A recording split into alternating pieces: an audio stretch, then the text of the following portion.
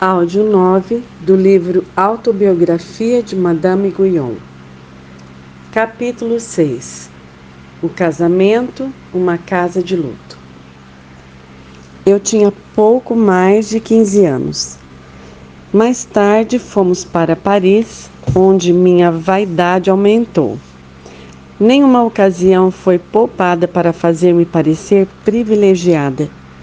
Eu era suficientemente lançada à frente para exibir-me e mostrar meu orgulho, fazendo um desfile desta vã beleza.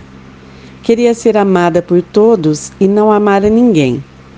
Várias propostas de casamento claramente vantajosas foram feitas a mim, mas, não querendo Deus que eu me perdesse, não permitiu que os acontecimentos se desenrolassem.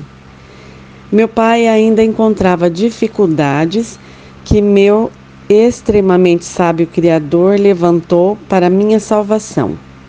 Se eu tivesse me casado com qualquer uma dessas pessoas, teria sido muito exposta e minha vaidade teria tido os meios para estender-se.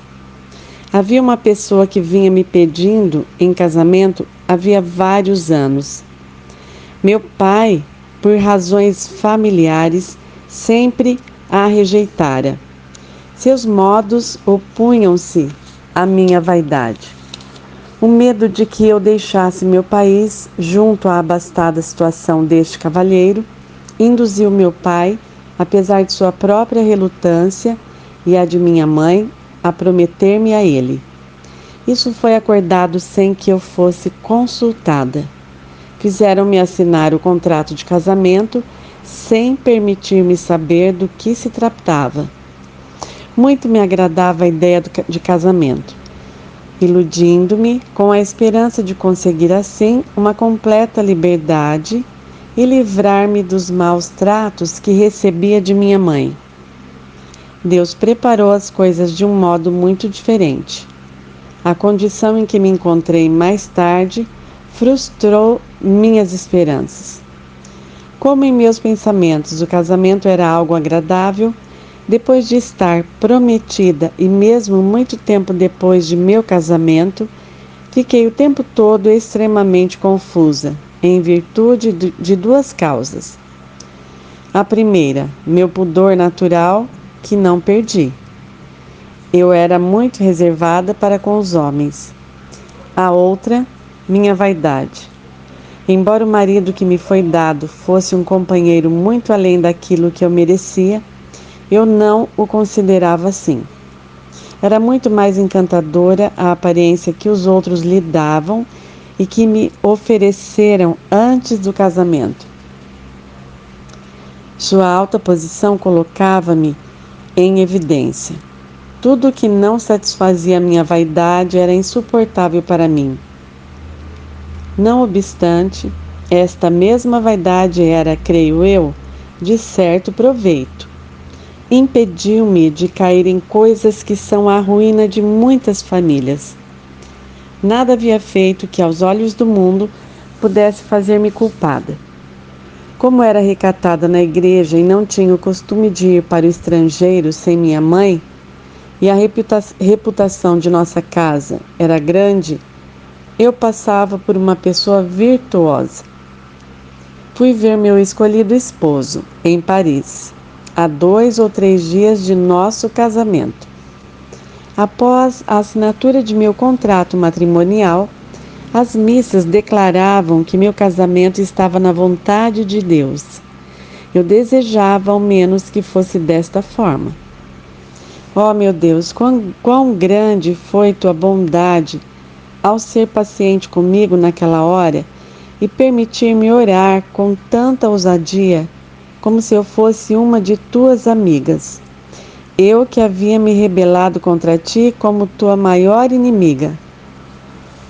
Havia uma alegria por nossas núpcias por toda a nossa vila. Em meio a este regozijo geral, ninguém estava triste, somente eu. De tão deprimida que estava, eu não podia sorrir como os outros, nem mesmo comer. Desconhecia a causa. Era um pequeno pressentimento que Deus me havia dado acerca do que haveria de acontecer-me. A lembrança do desejo que eu tinha de ser freira veio com força. Todos os que vieram cumprimentar-me no dia seguinte não puderam deixar de animar-me. Eu chorava amargamente. Respondia: eu queria tanto ser freira. Por que então estou casada? Por meio de que fatalidade esta mudança tão radical veio sobre mim? Foi quando cheguei à casa de meu novo esposo que percebi que aquela seria, para mim, uma casa de luto. Fui obrigada a mudar de conduta. Seu modo de vida era muito diferente da que se levava na casa de meu pai. Minha sogra, que era viúva havia tanto tempo, não cuidava de outra coisa que não fosse economia. Na casa de meu pai, eles viviam de uma maneira nobre e com grande elegância.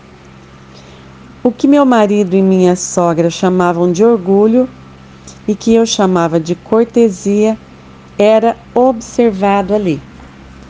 Fiquei muito surpresa com esta mudança, e ainda mais quando minha vaidade quis aumentar em vez de diminuir. Quando me casei, eu tinha pouco mais de 15 anos. Foi maior minha surpresa quando vi que teria de perder o que havia adquirido com tanto esmero. Na casa de meu pai, éramos obrigados a comportar-nos de um modo fino e elegante e a falar com propriedade. Tudo o que eu dizia ali era elogiado. Aqui nunca ouviam o que eu dizia, a não ser para contradizer-me e encontrar faltas. Se eu falava bem, diziam que era para dar-lhes uma lição. Se alguma pergunta era enunciada na casa de meu pai, ele me incentivava a falar com liberdade. Aqui, quando eu falava de meus sentimentos, diziam que era para entrar em uma disputa. Faziam-me calar de um modo abrupto e vergonhoso e repreendiam-me de manhã até à noite. Eu teria certa dificuldade para relatar-te certos assuntos, o que não poderia ser feito sem ferir a caridade, se tu não me tivesses impedido de omitir nenhum deles. Peço que tu não vejas as coisas pelo lado da criatura, o que faria com que essas pessoas parecessem ser piores do que eram de fato. Minha sogra tinha virtudes e meu marido tinha uma religião e não tinha vício algum. É necessário que se veja tudo pelo lado de Deus. Ele só permitiu que estas coisas acontecessem por causa de minha salvação e porque não queria que eu me perdesse. Se eu, com meu orgulho, tivesse recebido um tratamento diferente, ali teria continuado e talvez não tivesse me voltado para Deus, como fui induzida a fazer por conta da opressão de inúmeras tribulações. Minha sogra expressou um desejo tal de opor-se em tudo contra mim, que para irritar-me, fazia-me realizar os serviços mais humilhantes. Seu temperamento era tão fora do comum que, por nunca tê-lo tratado em sua juventude, ela mal podia conviver com alguém.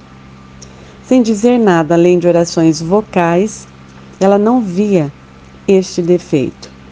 Ou se o via e não era capaz de aproveitar-se dos poderes da oração, ela não conseguia tirar o melhor proveito disso. Era uma pena, pois ela tinha mérito e sensatez. Tornei-me a vítima de seu mau humor. Toda a sua ocupação consistia em frustrar-me e inspirar os mesmos sentimentos em seu filho. Os dois faziam com que meus subalternos se colocassem acima de mim. Minha mãe, que tinha um grande senso de honra, não conseguia suportar isso. Quando ficou sabendo da situação por meio de outros, pois eu não lhe havia dito nada, repreendeu-me, pensando que eu fazia isso por não saber manter minha posição e não ter coragem.